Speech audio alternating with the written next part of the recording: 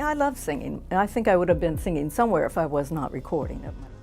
I'm gonna make my brown eyes blue. For decades, Crystal Gayle stood beneath the spotlight as a symbol of grace, glamour, and an unmistakable voice. Her long dark hair became legendary, her songs timeless, her image carefully preserved for the world to adore. Yet behind the applause and polished performances, another life quietly unfolded, hidden from fans, friends, and even those closest to her. For 30 years, a secret ran parallel to her fame, untouched by rumor or scandal. So what truth finally surfaced? And why is it only coming out now? Golden era and lasting legacy. The late 1970s and the 1980s were nothing short of magical for Crystal Gayle. This was the era when her voice seemed to float effortlessly across radios, living rooms, and dance floors, wrapping listeners in warmth and quiet emotion. She didn't need to shout to be heard. She didn't need drama to stand out. Crystal became the very definition of calm elegance in country pop, a sound that felt gentle yet powerful at the same time. Songs like Talking in Your Sleep captured the tender ache of love with an honesty that felt almost personal. Then came You and I, her unforgettable duet with Eddie Rabbitt, a song that would go on to become a wedding favorite for generations. With each release, Crystal had a rare gift. She could take sadness, heartbreak, and longing and turn them into something soft and beautiful, like light passing through glass. Her music didn't wound, it healed. At a time when Nashville was known for its rough edges and hard stories, Crystal smoothed things out. She blended country with pop in a way that felt natural, not forced. In doing so, she quietly opened doors for future stars like Shania Twain and Faith Hill, artists who would later benefit from the path she helped clear. While others relied on controversy or flashy images, Crystal stayed true to herself. There were no scandals attached to her name, just steady success, respect, and grace. Awards followed her everywhere: Grammys, a CMS, and eventually a star on the Hollywood Walk of Fame. Yet, one of her most unforgettable trademarks wasn't an award at all. It was her long, flowing hair. It became iconic, almost mythical. When Crystal walked into a room, people noticed. When she stepped on stage, silence followed. Not because she demanded attention, but because her presence invited it. Away from the spotlight, her life was just as steady. In an industry known for broken marriages and chaos, Crystal found something rare: stability. She married Bill Gatsimos in 1971, her high school sweetheart, who later became her manager. Their relationship wasn't loud or flashy, it was strong. Together, they built a family, raising 2 children while balancing the demands of tours and studio life. Crystal was just as likely to be caring for her children backstage as she was performing under bright lights. Fame never pulled her away from normal life. She carried normal life with her wherever she went. As the years passed, her voice continued to grow. She explored jazz, classic standards, and new musical styles, proving her talent wasn't tied to one era. In 2019, she released a deeply personal album with her son, Christos. It wasn't about charts or trends, it was about connection, family, and love. It showed that her music, like her life, had matured with honesty and heart. Yet, beneath the calm surface, Crystal carried quiet pain. She grew up with very little, shaped by early poverty and struggle. She lost her father at a young age, a wound that never fully healed. For years, she lived in the shadow of her older sister, Loretta Lynn, a legend in her own right. While Loretta was bold and outspoken, Crystal was softer, often underestimated, even when her success spoke for itself. The deepest loss came in 2022, when Loretta passed away. Crystal didn't just lose a sister, she lost her mentor, her guide, and a piece of her history. The grief was heavy, but it also highlighted the strength she had always carried quietly. Crystal Gayle's legacy isn't built on shock or noise. It's built on grace, consistency, and quiet courage. In an industry that often rewards the loudest voice, she proved that gentleness can last forever, and that sometimes the softest light shines the longest. Crystal Gayle's life switched from humble beginnings to career, and sadness. When and why did she change her birth name? What benefit did it get her? Let's find out. The name change. After finishing high school in 1970, a young woman named Brenda Gayle Webb stood at the edge of a life-changing journey. Music had always been part of her world. She grew up in a family where songs were not just entertainment, but a way of life. Her older sister, Loretta Lynn, was already a powerful name in country music,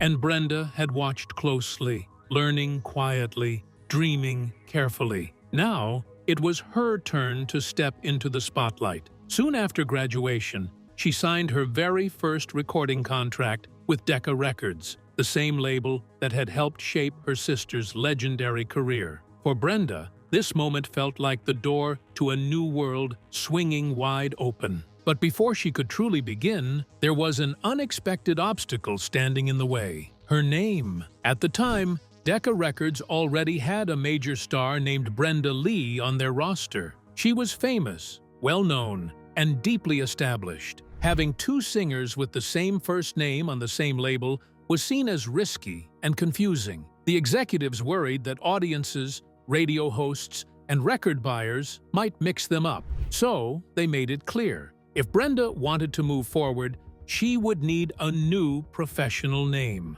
For a young artist just starting out, this was no small request. A name is deeply personal. It carries history, identity, and emotion. Changing it can feel like losing a piece of yourself. Yet, Brenda understood the reality of the music business. If this was the price of entry, she was willing to consider it. But the question remained: what name could truly fit her? This is where fate, simplicity, and a sister's intuition came together in a quiet but powerful moment. Not long after the discussion with Decca, Brenda was riding in a car with Loretta Lynn. As they drove along, they passed a familiar roadside sign for the Crystal fast food restaurant. Loretta glanced at it, then at her sister, and suddenly spoke with certainty. "That's your name," she said. "Crystal." She went on to explain why. "Crystals," she said, "are bright. They shine. They reflect light in beautiful ways." To Loretta, that word captured something special about her younger sister: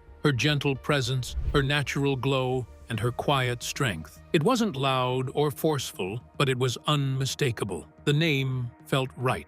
To complete the transformation, Brenda decided to keep a piece of her original identity. She chose Gayle, drawn from her middle name, Gayle. With that small but meaningful link to who she had always been, her new professional name was born: Crystal Gayle. This change was more than a simple rebranding. It marked the beginning of a new chapter. Crystal Gayle sounded elegant, memorable, and unique, perfectly suited for an artist who would later become known for her smooth voice, emotional depth, and timeless style. The name carried both softness and strength, just like the woman behind it. At the time, no one could fully predict how important that moment would become. A casual drive, a fast food sign, a sister's thoughtful words. Yet from these ordinary pieces came an identity that would shine across decades of music history. Crystal Gayle was no longer just Loretta Lynn's younger sister, or a newcomer trying to find her place. With a new name and a fresh start, she stepped forward as her own artist, ready to build a legacy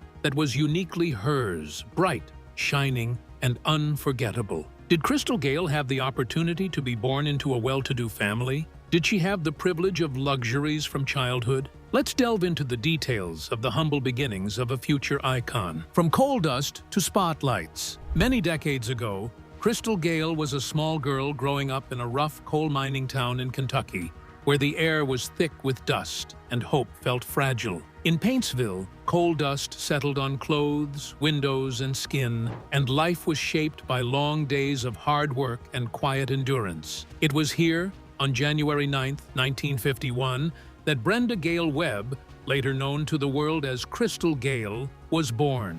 She was the youngest of 8 children in a family that barely got by on a coal miner's income. Money was scarce, and comfort was even scarcer. Her father, Ted Webb, worked deep underground in the mines, risking his life every day to put food on the table. Over time, the mines took their toll. He developed black lung disease, a cruel illness that made every breath painful. The sound of his coughing filled the house, a constant reminder of how dangerous his work was. When Crystal was only 8 years old, tragedy struck. Her father passed away, leaving her mother alone to raise 8 children. Childhood ended early in that home. Everyone had to grow up fast, learning responsibility long before they were ready. But even in the middle of struggle, something beautiful began to grow. Crystal had music in her from the very start. Family members would later say she could sing almost before she could talk. Her voice was gentle, clear, and soothing, a rare softness in a hard world. Singing became her escape, a way to forget the noise of poverty and pain, even if only for a moment. Hoping for better opportunities and medical care, the family later moved to Indiana. Although the move could not save her father, it changed Crystal's life in other ways. In Indiana, she was exposed to many kinds of music. She heard gospel songs in church, folk music in the community, and pop songs on the radio, all mixing with the country sound she already knew so well. Her musical world grew wider, and her dreams slowly became bigger. Then came a moment that lit a fire in her heart. One day, Crystal heard her older sister Loretta Lynn singing on the radio. Loretta was already becoming famous, telling powerful stories about Appalachian life through her songs. Hearing her sister's voice broadcast to the world made something click inside Crystal. Music was no longer just comfort or fun.